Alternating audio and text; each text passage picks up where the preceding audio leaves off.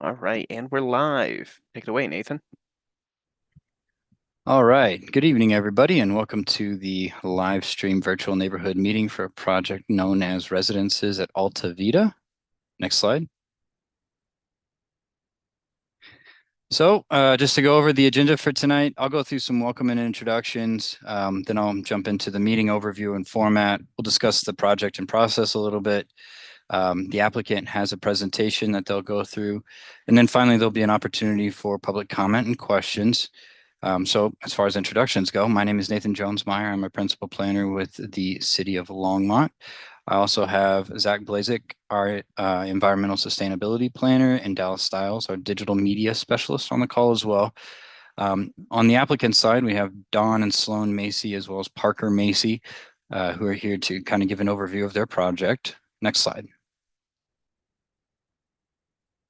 So as I mentioned, this is a virtual live streamed public meeting. So I just wanted to take an opportunity to go through some housekeeping.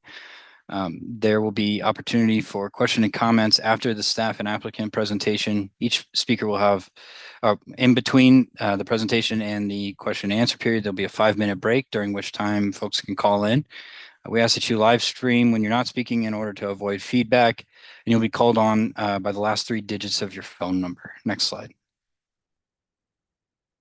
So as far as the project goes, I have the overall parcel highlighted here in yellow. It's approximately a 16-acre tract, and the location of the residences of AltaVita, generally designated here with the red star. The proposal is for an independent living facility. Next slide. The proposal includes approximately 56 units on about 4.3 acres of the overall 16-acre site. The proposal includes multifamily and townhouse uses. These uses are considered generally consistent with the residential multifamily zoning district that applies to the parcel. Moving forward, in order to get final approval, the applicant will have to submit applications for a minor subdivision plat, a variance, and a site plan. And the proposed variance is what's triggering this neighborhood meeting tonight. The Longmont Land Development Code considers the variances of this type a major development application. I will go through some more details of that here in just a second in terms of what that process will include, but that's the reason for the neighborhood meeting tonight. Next slide. And so next, I'll kick it over to Zach, who's going to go over the details of the riparian setback variance process. Sure. Thank you, Nathan. So the applicant is requesting a setback from the 100-foot Dry Creek riparian setback area to the south.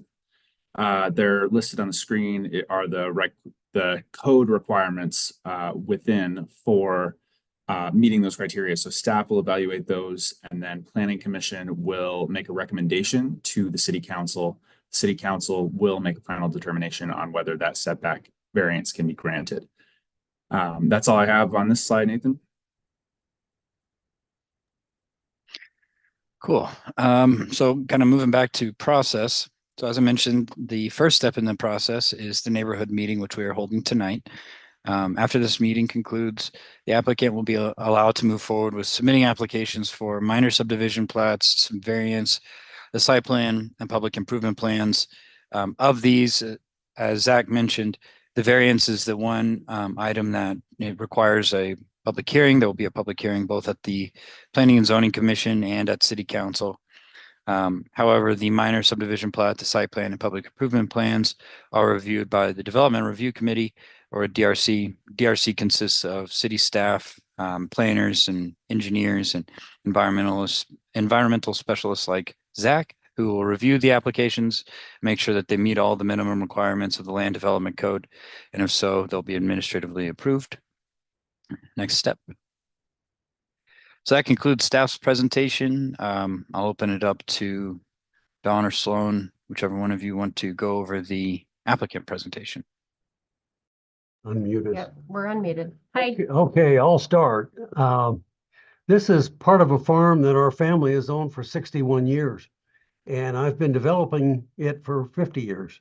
And this is what we call parcel G, which is our last parcel to be developed on this 200-acre farm. You can see a lot of buildings to the south. Those were also originally on the farm as well.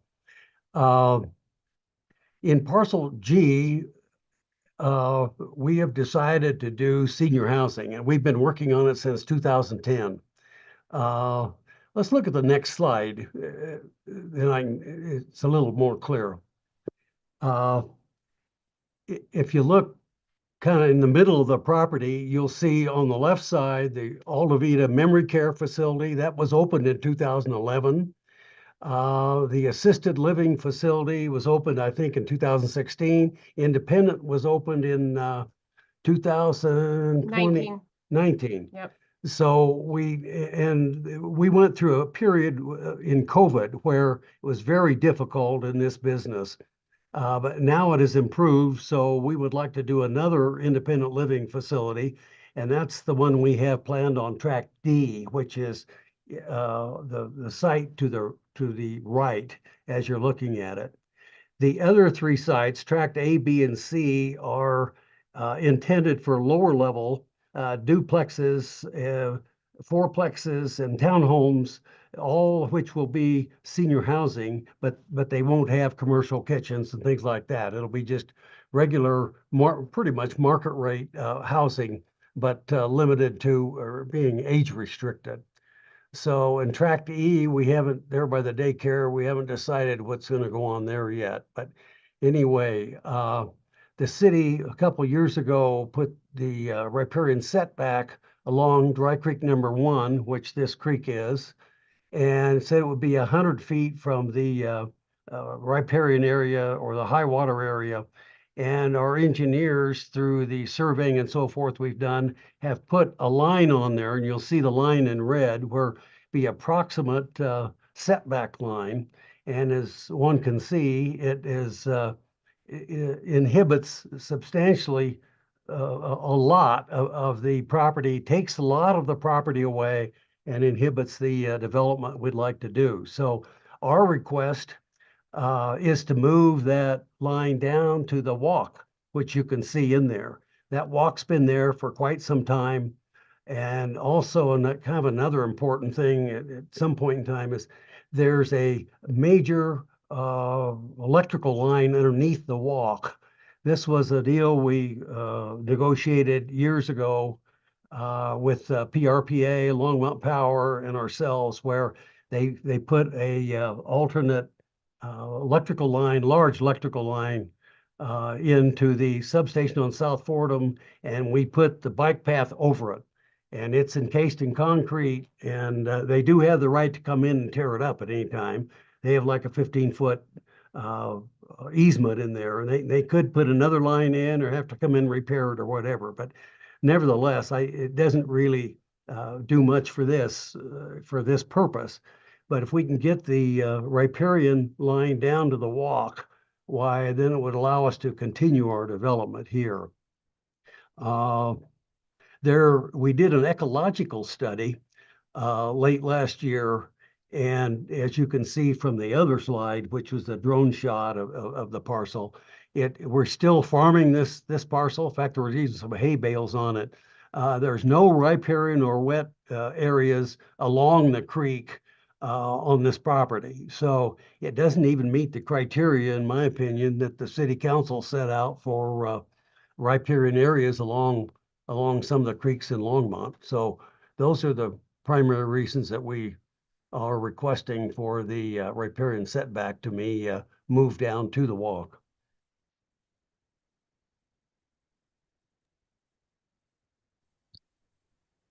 All right, Don or Sloan, do y'all have any other comments? Nope, not at this time. Great. Thank you very much for that. So at this stage, we will move forward with the question and comments, the public comment portion. I should also say I didn't note this at the beginning of the meeting like I normally do, but this live stream meeting will be saved and made available on the City of Longmont's YouTube channel following this the conclusion of this meeting. So I just wanted to go through some standards for public comment. Each speaker will be given about 3 minutes to speak. When it's your turn to speak, please state your name and where you live. We ask that you keep your questions and comments related to the current proposal. And we always ask that you be additive and not repetitive. If someone before you made the same point that you wanted to make, We just ask for, in the nature and the benefit of time, to say that you agree with that previous speaker, but obviously you're more than welcome to elaborate on that if you'd like. And then finally, we ask that everyone remain civil during the course of this public comment period. Next slide. All right, so with that, we'll take a 5-minute break. We have the dial-in number here as well as the meeting ID. Just as a reminder, when you call in, please mute yourself. You'll be called upon by the last 3 digits of your phone number. And when it's your turn to speak, please press *9 to raise your hand if you have any other questions. Thank you very much, and I'll see you in 5 minutes. Thanks all. And that number again for dialing in is 1-888-788-0099. And the meeting ID is 865-6811-4297. We'll see you in 5 minutes. Thanks.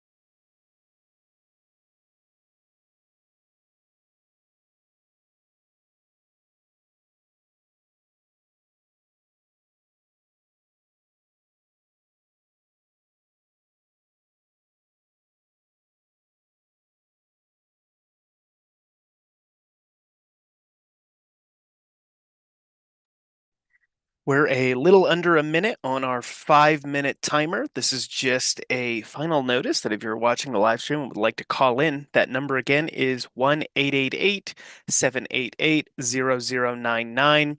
Once you are in, enter the meeting ID 865-6811-4297. We've got about 30 seconds left, and then we'll close our time for callers to call in. Thanks.